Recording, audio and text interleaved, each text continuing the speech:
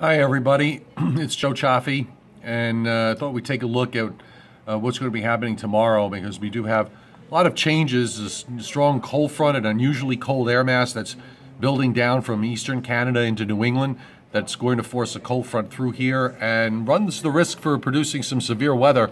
I think New Jersey stands the best chance, particularly central and South Jersey, seeing severe weather. Now, here's the RPM Futurecast model here on FiOS One News, and you can take a look at what's happening. You see those showers that are in north central Pennsylvania for midnight tonight? They're going to move through here during the early morning hours, and then they're done probably before the morning commute is underway. But the main cold front is running along and just south of Interstate 90 tomorrow morning at 6:30, and then that front is pretty much right on top of Long Island, northern New Jersey, northern Pennsylvania. So in areas south of that line, say south of Route 78 down to 195 and in central and southern New Jersey, in this area temperatures tomorrow afternoon have time to reach the upper 70s to around 80. So when the cold front goes by, it could trigger off some severe weather. And you saw that line on the RPM of showers and thunderstorms that moves on through during the late afternoon and evening. Now behind all this is some very chilly air. In fact, tomorrow afternoon after lunchtime, temperatures across Long Island and in the Hudson Valley will be falling through the 50s and into the 40s, while we'll see those temperatures in New Jersey up close to 80 degrees in some spots. And then gradually all that cool air will work its way all the way down into southern New Jersey and even further south than that. Wednesday's going to be a chilly day with sunshine and temperatures that are going to be not much out of the 50s. And then you see that next weather system that's starting to come out of the Rockies and into the Central Plains. Well, normally these systems will want to go toward the Great Lakes this time of year, but because of what we have in the upper atmosphere, we have a wholesale blocking pattern going on. That low is going to move east instead and eventually find its way toward the mid-Atlantic coast. And that could mean Thursday into Friday, some rain, certainly clouds, and if we get into some rain, it's possible that we could have a pretty good soaking rain out of this, which will be terrific. Now, here's how it profiles on the jet stream, and I just want to show you here. This vortex, the polar vortex. Now, if you saw this in January, if this pattern were in January or February, we'd be getting threatened with snowstorm after snowstorm here. But being that it's late April, early May, we're seeing the polar vortex force a cold front far south into all this warm air that's trying to hold its ground. So the bottom line is you get a band of severe weather when the cold front moves through here. Again, the threat, I think, tomorrow is for New Jersey. The Storm Prediction Center of the Weather Service has New Jersey under a marginal risk of severe weather.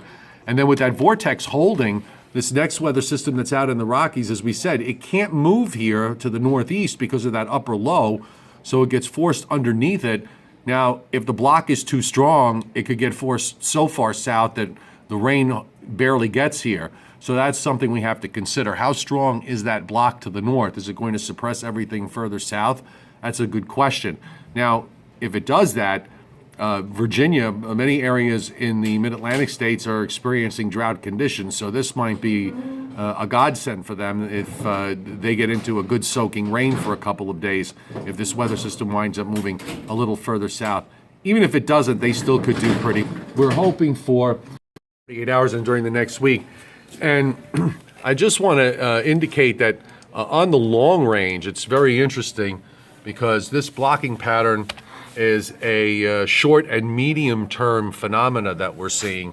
And I'll put the upper air on here, and you can look at all of North America. You can see the big blocking high that's sitting over Greenland and the vortex, which is locked away in southeastern Canada. So when we move it along, you notice that it doesn't move at all this week, and so that next weather system kind of gets shoved to the south, and that goes out, and it's right here.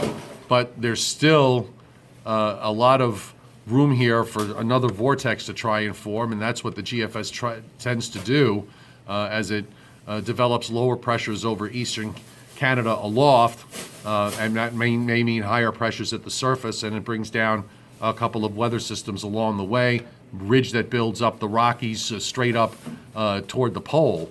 So this is an unusually cool pattern that we're seeing developing for the early part of May on the GFS model, and most of the long-range models are kind of confirming this idea. I mean, I don't know how vigorous, if we wind up seeing something as vigorous as that, because that's a pretty strong system and a wholesale nor'easter here for early May, but this is so far down the road. The bottom line is that the pattern is favoring blocking, which means chilling. And I think several opportunities for some much-needed rain. Story here.